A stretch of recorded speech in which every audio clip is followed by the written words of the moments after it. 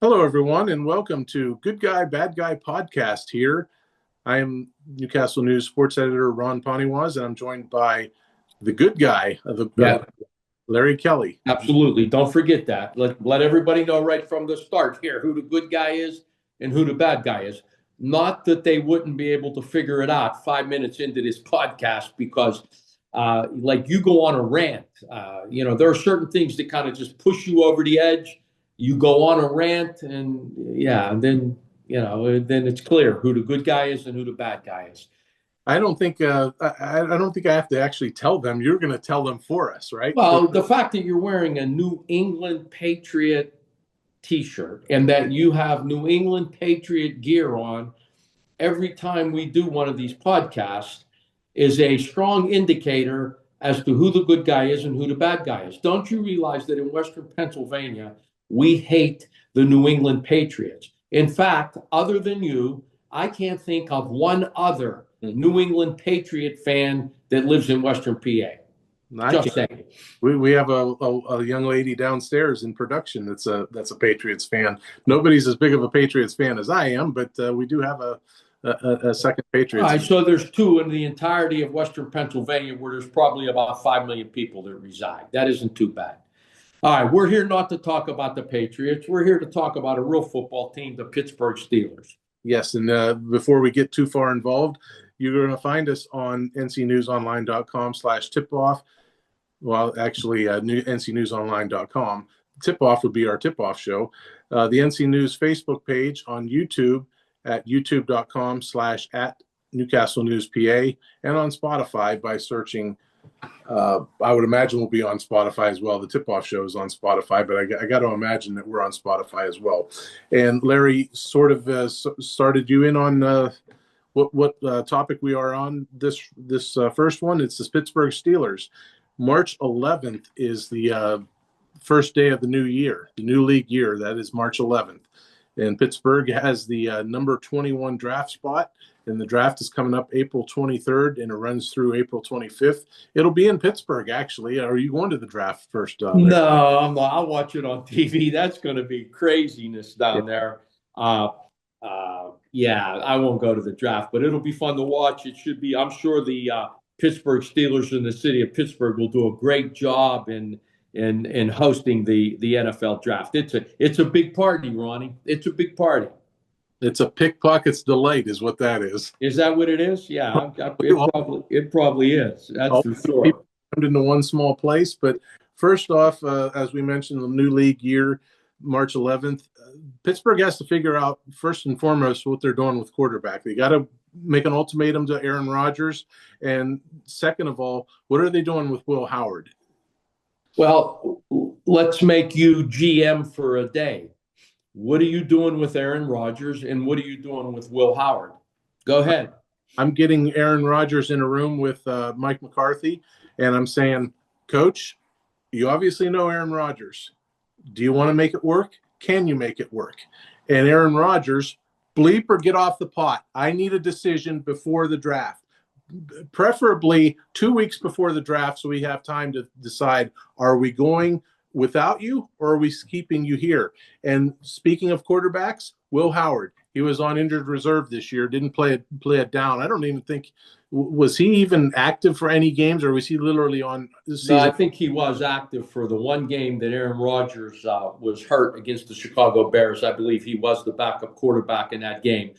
But I agree with you that we need to know what Aaron Rodgers is going to do. But that decision just got a little more interesting because the Arizona Cardinals are going to cut Kyler Murray. Well, you don't want him. You don't want. But wait a minute. Kyler Murray is going to get paid either $37 or $38 million from the Arizona Cardinals, which means that whatever team signs him can sign him for the league minimum of $1 million. Now, would you sign if he's willing to come to Pittsburgh, realizing he's going to get 37 or 38 million from the Arizona Cardinals? If you're the Steelers, 1-year contract, $1 million, see what you got? You wouldn't do that? Well, it's nice from a pocketbook standpoint, your wallet.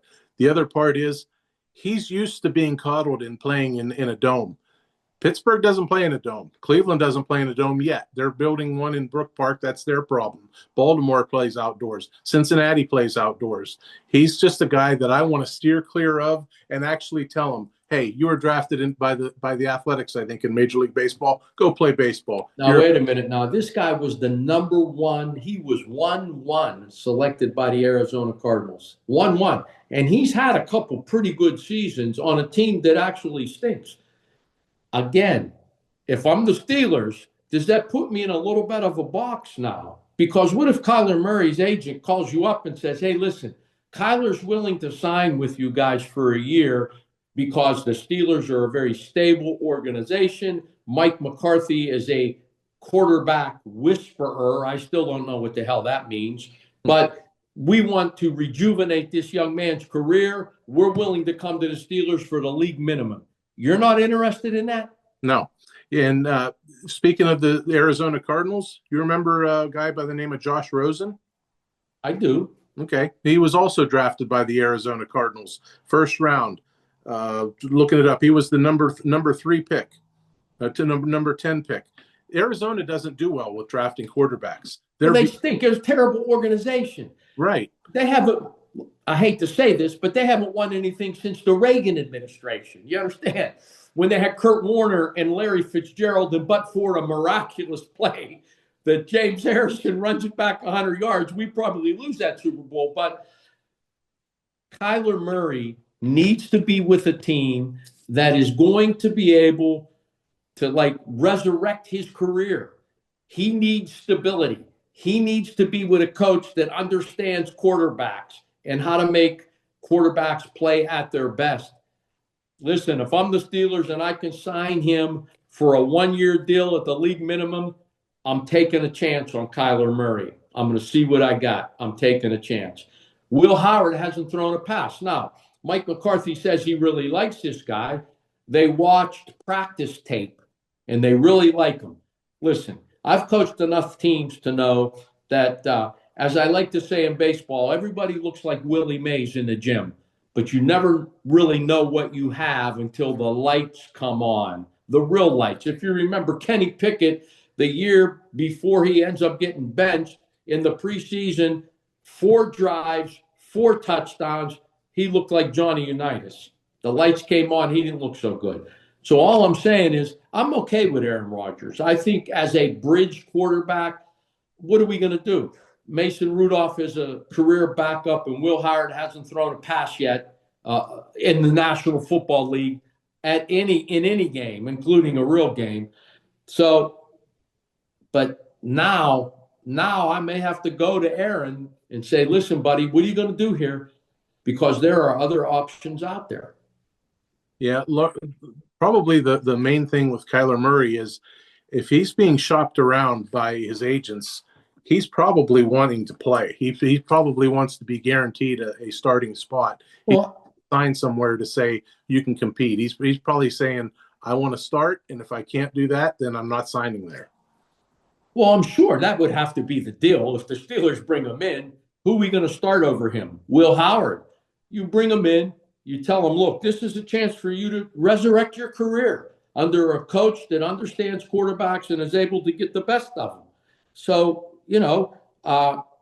here you go. This is your opportunity. And by the way, Steelers, you can have them for the league minimum, just like they grabbed the guy from Seattle. I got a mental block. Pardon me? DK Metcalf? Metcalf, the quarterback. He was at Seattle and went to Denver, and now he's with the Giants. You're killing me. I'm having a senior moment. They signed him for the league minimum. And Russell Wilson. I'm sorry. Russell Wilson, right? That was the deal with Russell Wilson. Denver owed him $30 million. He signed at Pittsburgh for the league minimum. So, we have a quarterback issue. What about Malik Willis? What about him? You like him? Green Bay backup? He's probably going to want a 2-year contract. Right. But they say he's going to want $25 million a year. You willing to guarantee $25 million for Malik Willis? No, I financially, I like Kyler Murray from the financial standpoint that you can give more money to other players. But I like Malik Willis over Kyler Murray Kyler Murray has been very, very underwhelming in his career. Okay, well, there's options out there. Yeah. And Aaron Rodgers needs to make a decision here so that these other options can be explored. And I like Aaron Rodgers. Listen, I didn't think he was that bad last year. He just wasn't. I mean, the fact of the matter is we had one wide receiver, and the wide receiver we have, DK Metcalf, nobody's ever going to confuse him with Jerry Rice. Hey, that was Jerry Rice out there, or that was Lynn Swann, or that was John Stallworth. This guy's dropped more passes in one season than those other guys dropped in their entire career. He's a number one only in name only. He does a lot of things well, but he does a lot of things that aren't very good either. So, and other than him, we had no real number two threat. And, Arthur Smith, I don't know. Think about it. He no longer has a job with the Steelers, and he ends up with Ohio State. I think that tells you with the other 30, how many teams are there? 32. The other 31 teams thought about his ability to coordinate an offense. So, yeah, the Steelers need to get an answer at quarterback. I'm not sure it's going to happen this year. What about Ty Simpson, Alabama? Some of the pre-draft prognosticators, the boards, the mock drafts have the Steelers taking him at 21. What do you think about that? I like Ty Simpson. He's a really good player. Here's the problem with that. Before the draft, you're going to have to answer a lot of questions. How long does Aaron Rodgers have? If he has long at all, is he playing 1 year, multiple years? Is he playing no more years? Are they going to give Will Howard a chance to grow? Are they bringing somebody else in, like you mentioned, Kyler Murray? If you're going to go all those routes of Aaron Rodgers gets another year, Will Howard's going to get a chance to develop, and you're bringing in Kyler Murray or Malik Willis or somebody like that, then you shift away from Ty Simpson and you address some other area, maybe a defensive back, because I think Minkah Fitzpatrick is on his way out. Well, look, I think that Minkah Fitzpatrick now plays for the Dolphins. Or Jalen Ramsey. You're thinking of Jalen Ramsey. Look, the mock drafts have the Steelers in the first round drafting a wide receiver. Jordan Tyson from Arizona State has been mentioned, Carnell Tate from Ohio State, Makai Lemon from USC. They got to get a wideout. They need another wideout to complement DK Metcalf. I watched a bunch of Steeler games, and again, they want to blame Aaron Rodgers. I didn't see too many guys getting separation, in the defensive secondary. I really did. And when there's nobody open, what do you do? And they need a guy that can complement DK Metcalf. So if I am the general manager of the Steelers, I am definitely grabbing a wide receiver in that first round, unless you think Ty Simpson is the next coming of Joe Namath. But if you don't, and you're not lock, stock, and barrel convinced that he's going to be a franchise quarterback, I'm grabbing one of these wideouts. And then in the second round, they're talking about a cornerback. Keontae Scott from Miami has been mentioned, maybe going to the Steelers. He's a shutdown corner. You have him on one side, Joey Porter on the other, and then you could be pretty good. Look, the Steelers' defense was poots. It was poots. It was the highest paid defense in the league, and I think their overall defensive rating was like 25. That's just not good enough. When push comes to shove, they couldn't stop the East Side Rams, let alone the Los Angeles Rams. All right. That is our stance on the Steelers and where they are with the offseason. Again, March 11th is the new league year starts. So teams will be figuring out franchise tags and who to cut to save money and things like that. And then the draft is really a month and a half away. So we're not too far out from the draft. So the team's going to have to figure things out going into that. So stick around, and we're going to talk about the state of University of Pittsburgh athletics. We'll do that next here on Good Guy, Bad Guy Sports. We all know there's an advantage to being the home team, to playing at home. And at LGKG, we have been your home team for over 90 years. We're more than just a law firm. We're your friends, your neighbors, an advocate when life takes an unexpected turn. We're not just lawyers that practice law. We live in this community, just like you. When you need us most, we're at our best.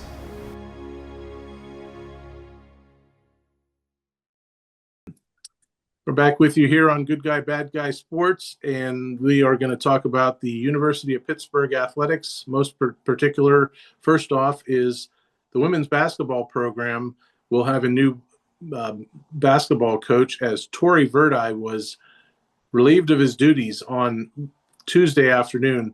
Torrey Verdi led Pitt to an 8-23 record, 1-17 this year in ACC play. So not even sure if that's how you would want to say it. Led them to an 8-23 record. That's really bad. Yeah, I think the kicker here was the fact that several former Pitt players sued Verdi and the university over what they called abusive coaching methods. And they said that they attempted to seek help and they were ignored. And these are former Pitt women players. You know, that doesn't help. It's one thing to go 1-17 in conference. Over this 3-year span, he was 8-46 in conference. But look, I'm not so sure that his record was much worse than the previous coach who was here. You know, Pitt women's basketball has not been a factor in the ACC forever. Right. Forever. And, you know, the program is really, the games are sparsely attended. You know, the last time they had a winning record was Agnes Baronato when Pitt played in the Big East, and, you know, they were actually in the tournament, and, you know, but that was 15 years ago, something close to that. Yeah, it's just, it's hard to win. It's hard to turn programs around, and 1-17 just isn't going to get it done. You know, the real question, Ronnie, is what happens with Jeff Capel? He is 4-12 in conference this year, 11-18 overall. In his 7 years, he's only made the tournament one time. It's one thing to lose, but this year I think they lost to Quinnipiac, and they lost to another mid-major school in home games. These are games that you pay the other team to come to your facility so you can beat them. And they lost. You know, be careful what you wish for. I think Jamie Dixon's record at the Peterson Event Center in non-conference games was like 103-2. They never lost at home. They didn't lose at home very often in the old Big East, let alone, you know, in non-conference games. And, you know, he made the tournament just about every year. Be careful what you wish for. People wanted Jamie Dixon gone. Well, okay. We've made the tournament one time in 7 years and, you know, have not really been a factor in the ACC. And look, I like Jeff Capel. I think he's a really nice guy. But he's probably not going to get fired. And the reason being is Heather Light signed him to a contract that runs through the 29-30 season. He has 4 more years left on his contract. He makes $3.6 million a year. And according to my math, and I went to Lincoln and Garfield, that's about $15 million that they owe him if they buy him out now. I just don't see that happening. Yeah, and you mentioned some of the bye games that the men's team lost. The women's team had Scranton, an NCAA Division III program, come to the Peterson Event Center, and Scranton defeated Pitt. So Scranton had to come here to get a good sum of money from Pitt, and they beat them. And I looked it up, and you know, I'm thinking Scranton, that's D3, right? Well, yeah, it's D3. Not to be confused with Scranton High School. That's pretty bad when you lose to a D3 school. D1. No, you can't do that. You can't lose to those schools. Right. You just can't. You're paying schools to come to your facility so that you can beat them. We lost to Pitt, lost to Quinnipiac and Hofstra at home. Can't do that. You know, I was a season ticket holder at the Peterson Event Center from like 2001 until the year after Jamie Dixon left. I was there 1 year for Kevin Stallings. It was the hottest ticket in town. You could not get a seat for a Pitt basketball game. in some of the games that I watched in the old Big East were some of the atmosphere was some of the best atmosphere I've ever been involved in. The games were some of the greatest games you've ever seen played. And now they can't give the seats away. They can't give them away. You know, it's a 12,000 seat arena. You're lucky to get 4,000 or 5,000 people showing up. Now, they may have sold 6,000 tickets, 7,000 tickets, but there's 4,000 or 5,000 every night. Yeah, it's a Pitt basketball is a sad commentary right now. Yeah.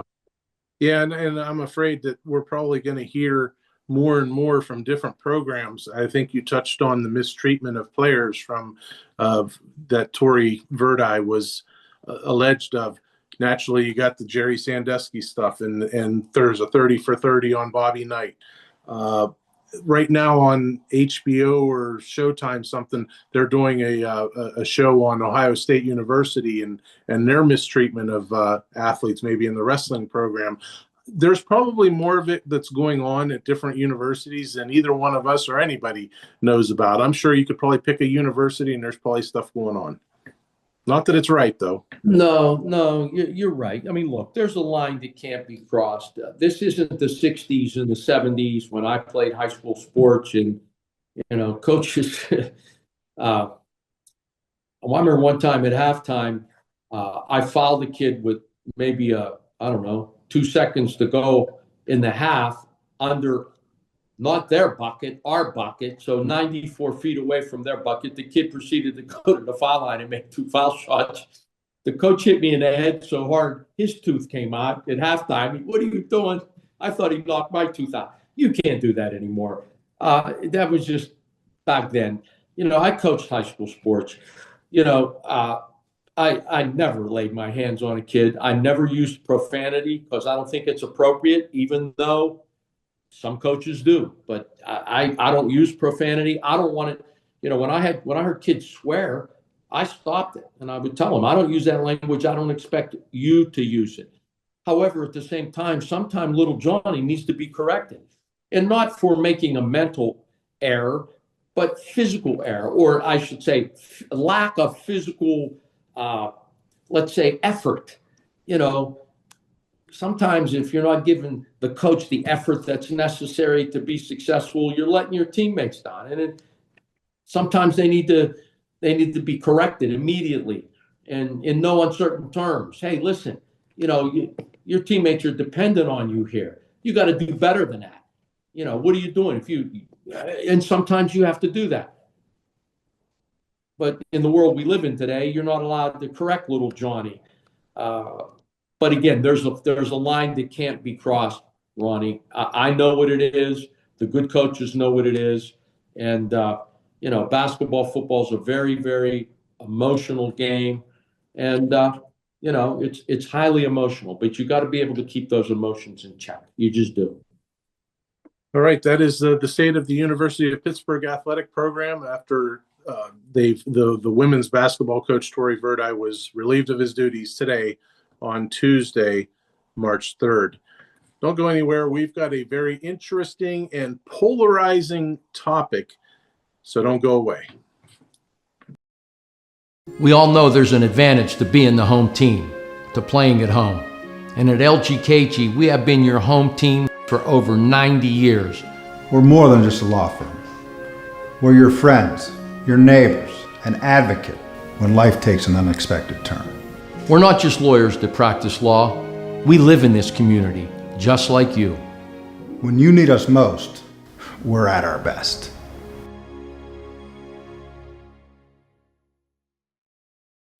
Back with you for the final time here on Good Guy, Bad Guy Sports. And the polarizing topic that I was alluding to is the state of the men's college basketball tournament upcoming, or most specifically, the Miami of Ohio Redhawks. Miami coming into tonight's game, and right now they are up 72-68 against Toledo with 1:20 left in regulation. Miami coming in 29-0, and these figures are going into Friday's game, which they rallied past a very bad Western Michigan team on the road. Going into Friday's game, the strength of schedule is 339. The non-conference strength of schedule, 365, and that is dead last in NCAA Division One. Okay, well, so here's what's going to happen. They're probably going to finish the regular season 30-0, undefeated, and then they're going to go into the conference tournament, and that's not going to be a pushover. It's played up in Cleveland at what used to be the Quickens Loan Arena. I don't know what it's called now. And there's a couple good teams in this tournament. Akron is 15-1 in conference, my alma mater. Kent State, your alma mater, is 12-4, and Toledo's 10-6. So on a neutral court, they could get beat by any one of those schools. Let's assume they get to the championship game. They're going to be 32-0, and now they lose the championship game, so their final record will either be 32-1 or 33-1. Yeah. Do you leave them out of the tournament? That's your question. Now, what needs to be said, and nobody is saying this, this is a time of year where we look at resumes. And if you put them up on a TV screen and you say you have the team name and a resume, let's leave the team name off. Let's leave the record off, because that's obviously going to tip you off that it's Miami of Ohio. If you just look at the resume and say strength of schedule, 339, non-conference strength of schedule, 365. Am I wrong by saying in what world do they belong in the tournament? Again, taking the name off, taking the record off. You look at that, you tell me, do they belong in the tournament? well, the only thing that's a saving grace, and I believe what the committee uses to determine tournament teams, is RPI, which considers your record, your conference, your strength of schedule, the number of quad one wins that you have, which, by the way, Miami has 0 quad one wins. Their RPI is 28.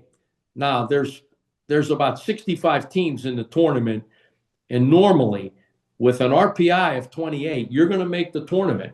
And so, you know, if they win the conference tournament, they're automatic. They get an automatic bid.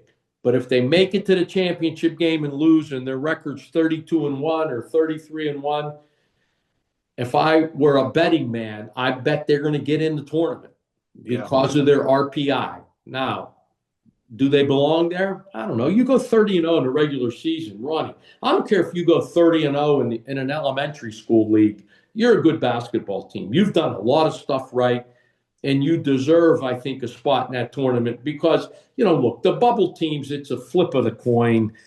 You got bubble teams that are 8-8 in conference. And,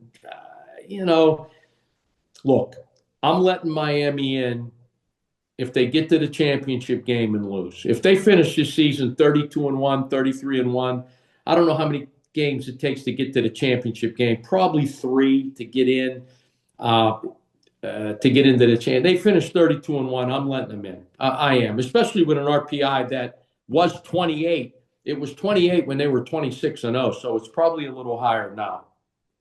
Timeout on the floor with 24 seconds left in regulation. Miami of Ohio 74, the Toledo Rockets 72. Timeout on the floor. Who got the ball? Can you tell? Well, Toledo just scored, so that they call it timeout.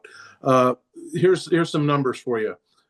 Ohio State is, and this was going into Friday's games. Ohio State is 1-10 against quad one top 40 net. Indiana 2-10 against quad one top 40 net.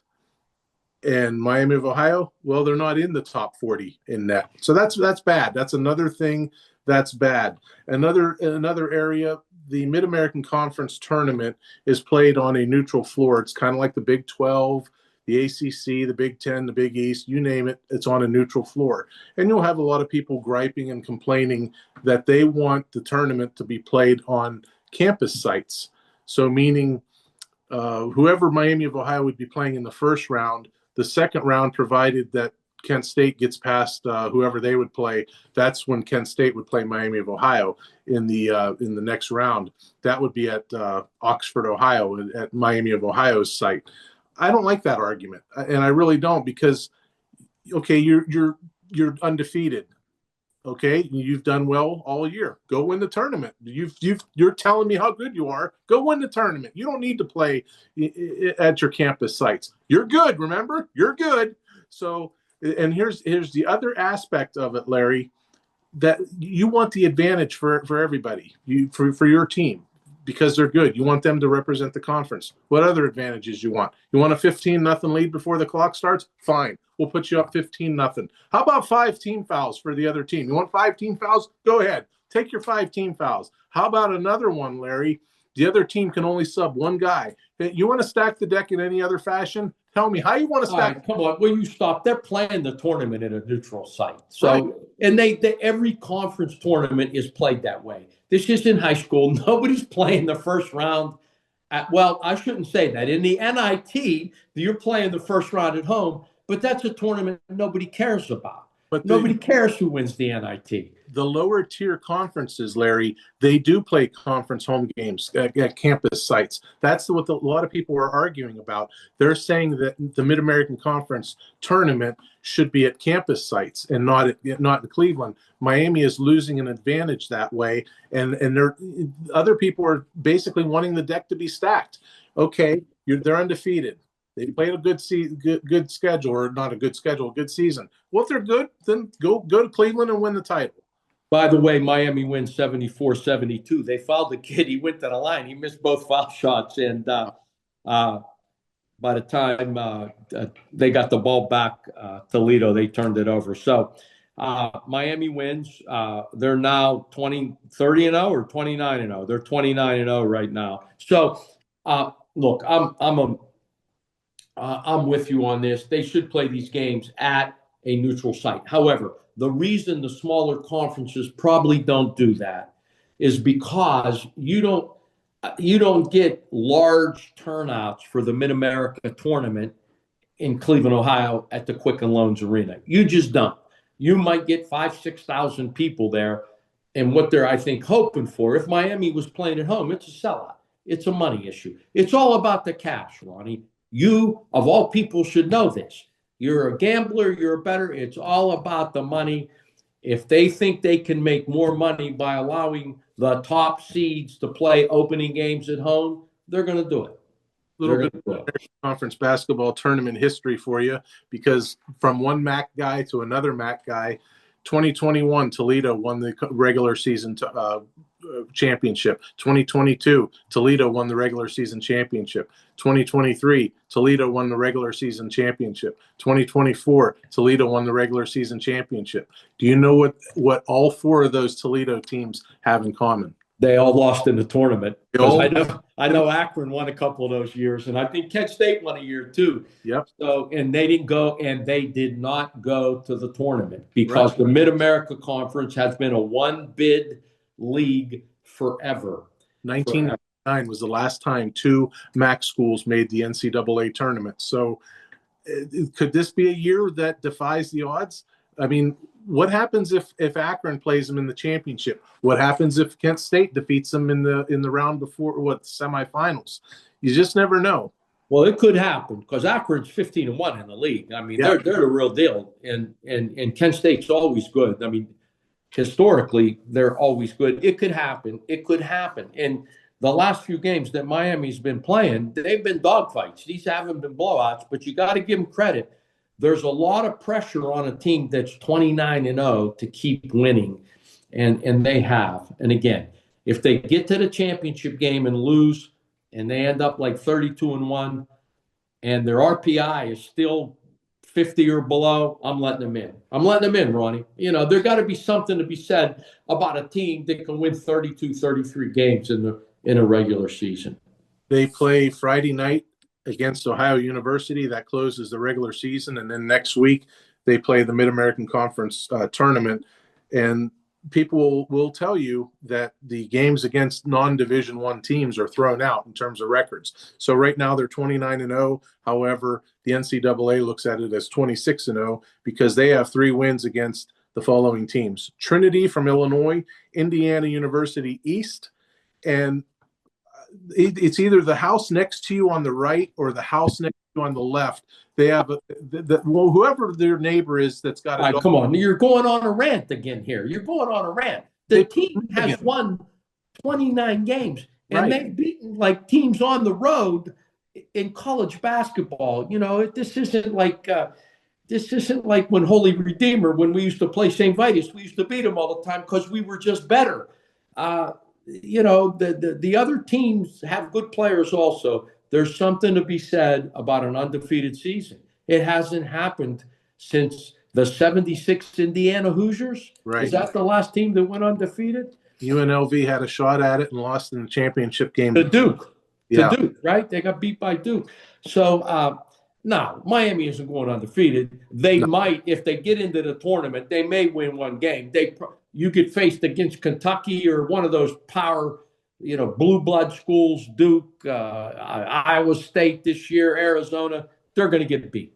But listen, you remember the year Robert Morris beat Kentucky in the tournament? You remember that? Yeah, just a few years.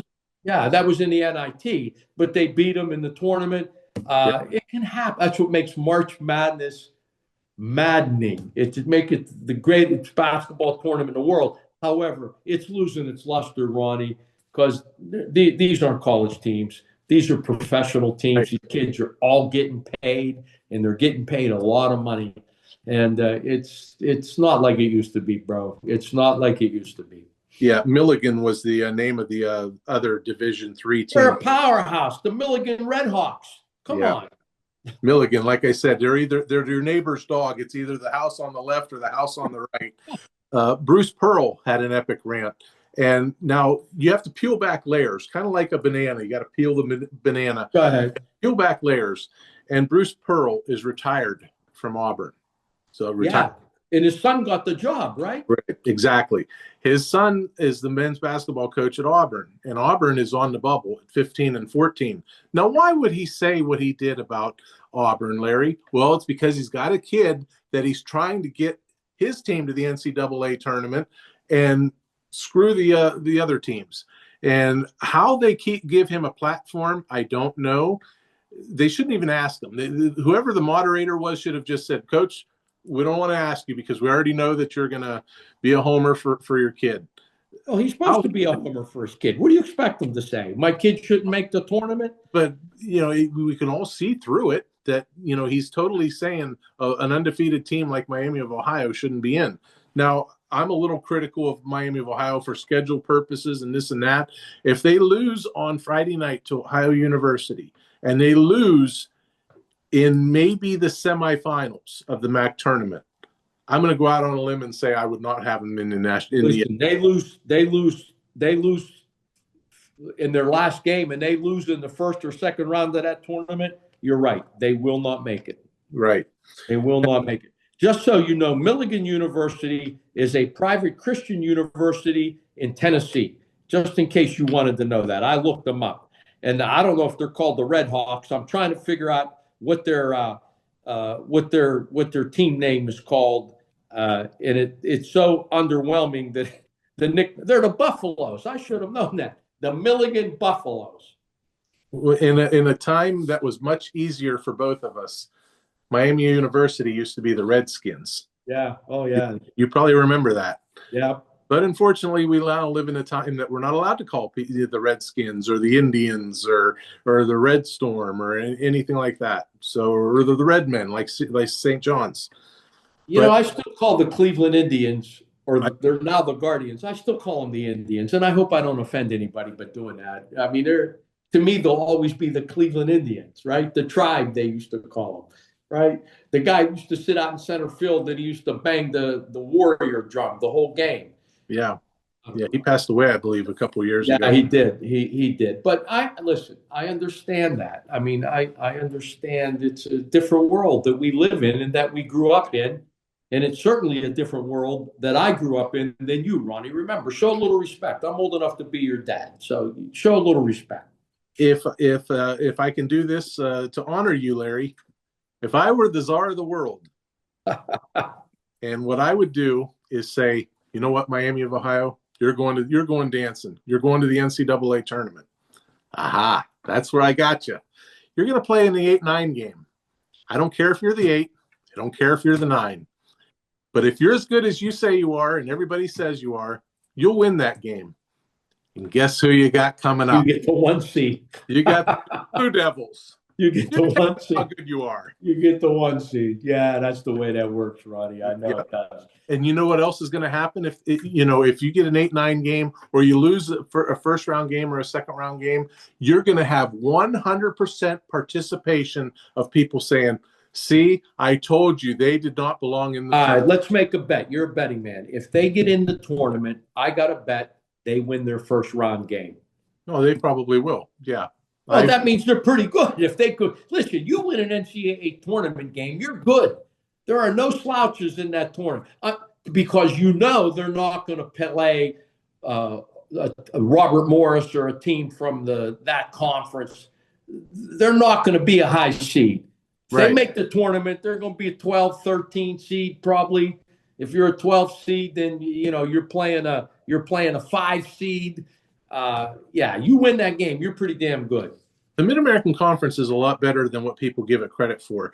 Pitt lost the bowl game a couple years ago to Toledo, I believe it was, West Virginia. Oh, yeah, they lost to Ohio University, Pitt football a few years before that. I mean, the Mid-American Conference it's a well-respected conference year in and year out. Yeah. It really is. Dayton is in the Atlantic 10. They used to be a Mid-America team many years ago, but listen, those teams, I think, if you're asking me, because I went to school at Akron, I went to law school at Akron, there's some pedigree in the Mid-America Conference. There really is. Yeah. Akron has been good. Miami of Ohio has been good. Kent State has been good in that conference. You could get beat by the Eastern and Western Michigan teams. I mean, those teams aren't bad. Yeah. For kicks the other day, I decided, I wonder if they're going to make the tournament, and they probably will, and everybody's advocating for them, what's the price on them to win the NCAA championship? They're undefeated. They must be good. What's the price? The odds are probably about 1,200 to 1. I saw 800 to 1. Yeah. I mean, look, there are worse conferences out there than the Mid-America Conference. I'm just the Atlantic Sun Conference, the American East Conference, the Big South Conference, the Coastal Conference, the Horizon League, which Youngstown plays in, isn't bad, but the Missouri Valley Conference, pretty good conference. Northeast Conference, I believe, is what Robert Morris plays in. So the Patriot League is Lehigh, Lafayette, Navy, Army. Those aren't basketball powerhouses. Mountain West Conference is usually a one-and-done tournament for schools. You might get one or two. You might get multiple bids in, but they're not going far. That's like. But hey, every year, I mean, the Ivy League. How many times has an Ivy League school won that first round game? And they're normally a 14, 15, 16 seed, and they come up with a victory. So it could happen. My prediction is if Miami of Ohio gets in, they win a first round game. Yeah, I don't disagree with that because they have a good team. Give them credit. They're undefeated, and the MAC is a good conference. I follow it, and it's always a good conference. However, if you're good, you're going to get to the second weekend. But put them at an 8-9 game. Show me you can beat a number 1 seed because you haven't played anybody all year. You haven't played anybody. That's proof positive in 339 and 365 in strength of schedule. But again, their RPI is 28, so there's a little better respect there. And if you can beat Akron and Kent State in their house on the road, those are highly competitive games. There's something to be said about that. Akron is 15-1 in conference. They're only lost to Miami of Ohio. So that's saying something. That's saying something. I want to see Kent and Miami again. Kent blew that game. They had a 2-point lead and turned it over in the backcourt, and the guy made a basket with about 5 seconds left, sent it to overtime. They had him beat. You may see it. They could play in the tournament. They guaranteed could play in the tournament. Yeah. Miami's going to be the 1 seed, Akron's going to be the 2, and Kent's going to be the 3. So right. The fact of the matter is, if they play, it'll probably be not the second round, it'll be the third round. I think you got to win 4 games to win it all. Yeah, in the tournament. Yeah, and like I say, Kent had him beat, or we wouldn't be sitting here talking about this. No, you're right. You're absolutely right. For once in your life, you got something right. You don't get too many things right, but you got that one right. And Akron was right in it with them. Akron lost 76-73. So either team could beat them. And oh, yeah. But the question is, if they do get beat in that championship game, are they going to make the tournament? I say yes. I say a team that goes 32, 33-1, you can't leave them out. It's an exception. You can't leave them out. Here's a point that nobody is making. You got the bubble teams, first four in, first four out, last four out, whatever. Okay, now we're going into the conference tournaments. And if you have a team that's like 12-18 and they magically win their conference, that knocks a team off of the bubble. That just moves everybody up. People aren't taking that into consideration. You got to answer me a question. How many teams are stealing bids? How many bids are going to be remaining for teams like a Miami of Ohio if they don't win the conference tournament? No, listen, that happens all the time. Yeah. The best team in the conference doesn't win the tournament, and it knocks a bubble team out. I'm going to see where Joe Lunardi has them, if he does have them in his bracket. He's the bracketologist. And let me see, projected field of 68. Let me see what he has. If he has Miami of Ohio in there.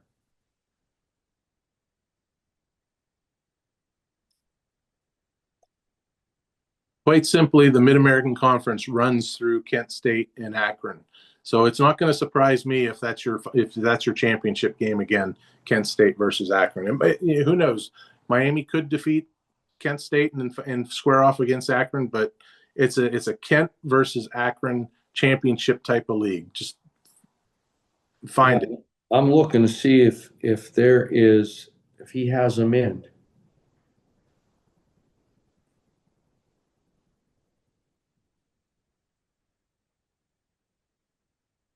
Well, he probably does have them in. He has Miami of Ohio as an 11 seed right now. Yeah. So, again, I said they might be a 12 as an 11 seed. They're going to play – guess what? They would play the 6 seed, right? Guess who he has projected as the 6 seed? Depends. Kentucky. Yeah. So, we'll see. Yeah, Miami of Ohio, I'd love to see that game. Miami of Ohio, Kentucky opening round game. That'd be a great game. And I'll be rooting for the Miami of Ohio, the Red Hawks. What are they called now? Red Hawks. Red Hawks. I'll be rooting for them. They used to be the Redskins. Yeah, I'll be rooting for them. So that's where he has them, Joe Lunardi right now. He has them as an 11 seed. So, well, they're 4 6 seeds, so, Kentucky would be one of the 6 seeds that they could. Well, he has them in the Philadelphia bracket playing Kentucky. That's where he has them. Yeah. Okay, well, that's coming up soon. The NCAA basketball tournament pairings will be released, I believe, in 2 Sundays from now. Oh, yeah. I love it, man. Bracketology. Survive in advance. That's right. So, all right, my man. Always a pleasure. Good guy, bad guy sports. Once again, you made it clear what role you play in this duo. And, I like it when you go on a rant every once in a while. You don't hold back. The people always know what you're thinking and how you feel about a subject. It's good pressure. It's real. You're real. You're real. There's no facade on you. You're a real guy. That's why I love you. It's good for the blood pressure, and it helps me know that I'm still alive. Yeah, absolutely. So this is Good Guy, Bad Guy Sports. It's also available on ncnewsonline.com, our news Facebook page, on YouTube at youtube.com/@NewcastleNewsPA. And I'm sure it'll be on Spotify as well. Just search for Good Guy, Bad Guy Sports. He's the good guy, Larry Kelly. Wave at the camera. There you go, my man. All right. And you're the bad guy, Ron Poniewasz. That's right. And God willing, we'll see you next week. Yes, and I'm still waiting on that warden job too, Larry. You'd be good at it. That's right.